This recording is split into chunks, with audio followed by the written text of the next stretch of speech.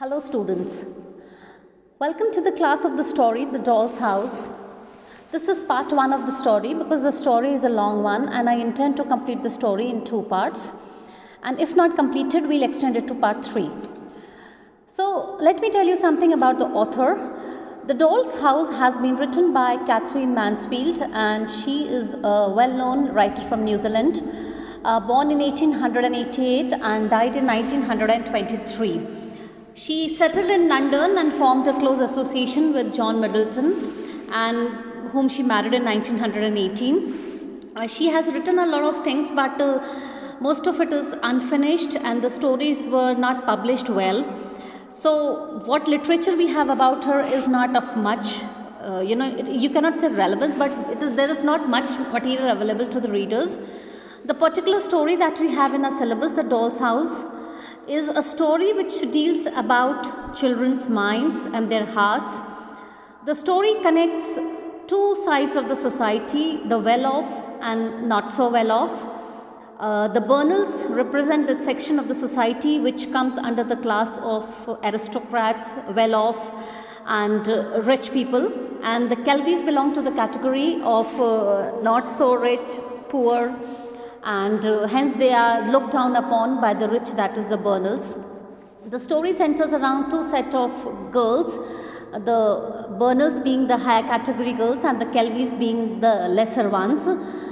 And the center of attraction is the Doll's House, which is a very beautiful house, and how this, creates a lot of curiosities, lot of fantasies, lot of emotions, lot of thoughts in the minds of these young girls.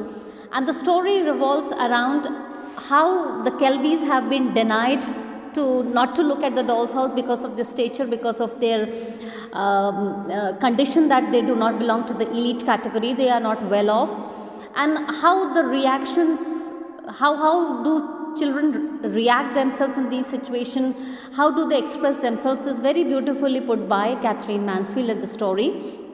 So the curiosity to look at the Doll's House, the pettiness and the cruelty and vanity of Isabel, the senior most of the Burnells, and the sorrow, the agony of the underprivileged Kelbys who are not able to see the Doll's House.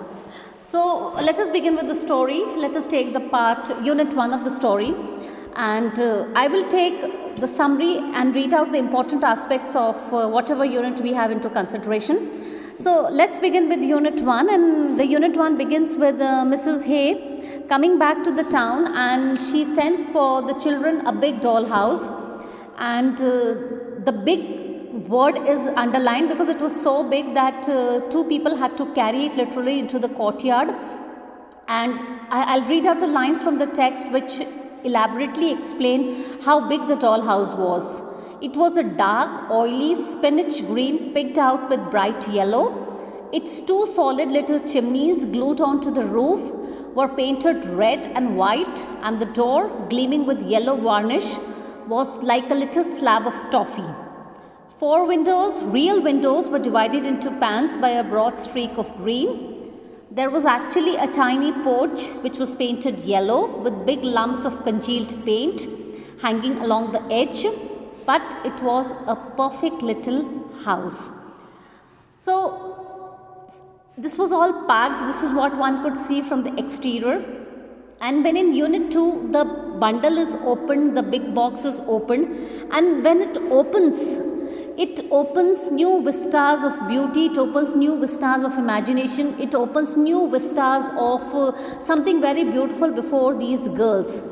Now, when the doll house is unwrapped, what comes before these girls is big drawing room, dining room, kitchen and 2 bedrooms. All the doors were open, and when the children they started to look into it, they discovered that all the rooms were papered.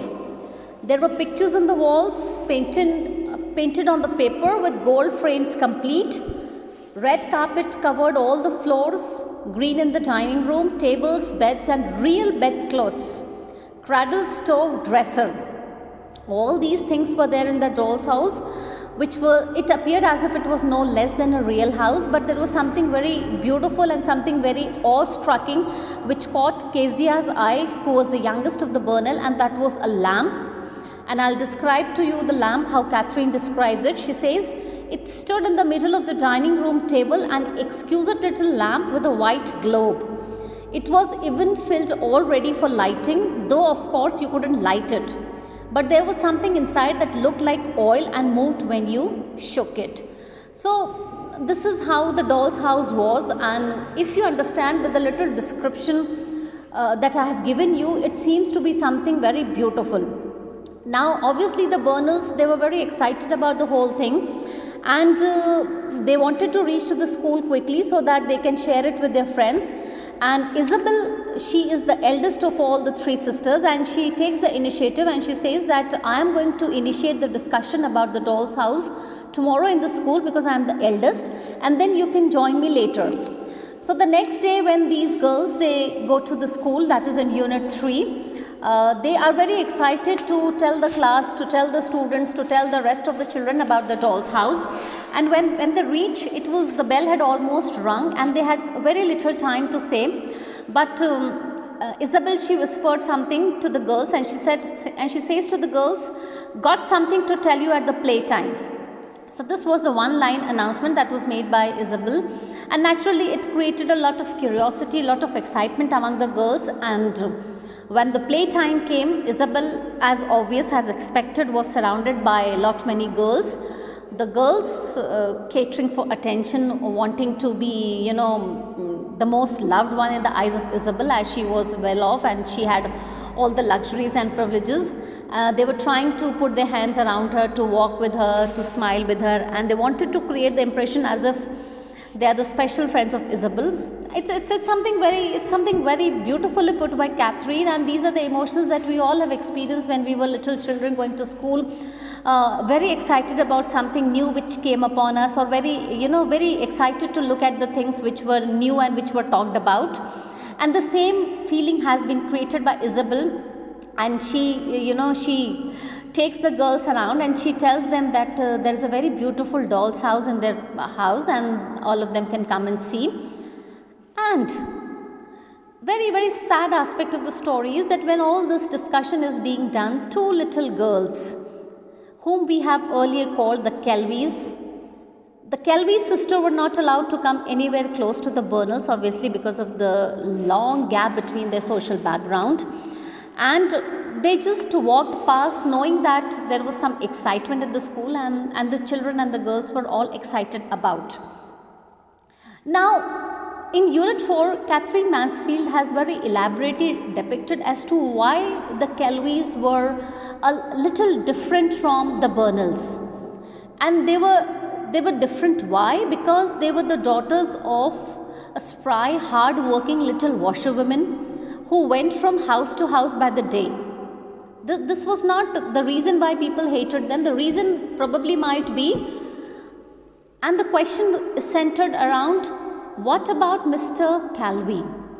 Nobody knew for certain, but everybody said he was in prison. So there were the daughters of the washerwoman and a Goldbird. Very nice company for other people's children, and they looked it. Why Mrs. Kelvy made them so conspicuous was hard to understand. The truth was they were dressed in bits given to her by the people from whom she worked, and the two daughters, they were named Lil and R.L.s. So the girls have been described as Lil was a stout, plain child with big freckles, and her little sister R.L.s.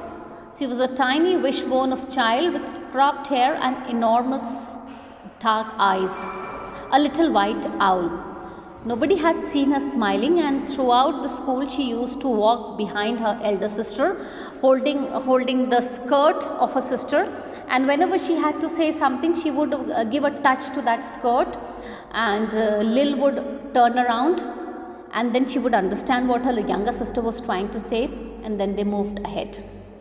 So this is the description of the Kelvys. Now, as these two sisters, the Kelvy sisters, they are moving towards the place where all the girls are discussing. they realize that there is something which is to be watched by the girls. There is excitement among the girls, and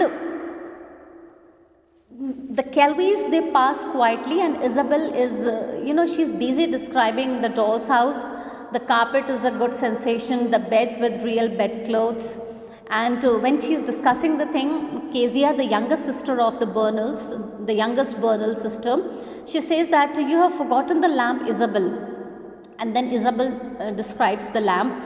Of course, lamp is something which has caught the eye and the fancy of Kezia. She is too much impressed by that beautiful lamp, and she keeps on thinking about it on and on. And this discussion among the young girls is happening in the school. They are busy discussing the doll's house, how beautiful it is, and two little figures, the Kelvys, they pass the whole group unnoticed, unidentified.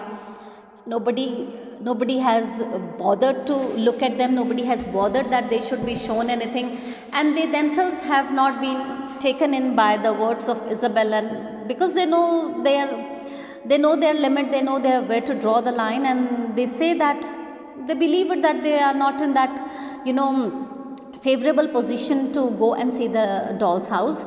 But Kezia, being the most compassionate of all the Bernals, she puts a question to her mother, and then the question that she puts is a very innocent one, and she says that, can't I ask the Kelvys just once? And the reply that she gets was an obvious, no, you cannot allow the Kelvys to come and look at the doll's house. So, dear students, this is the description of the story till Unit 4th.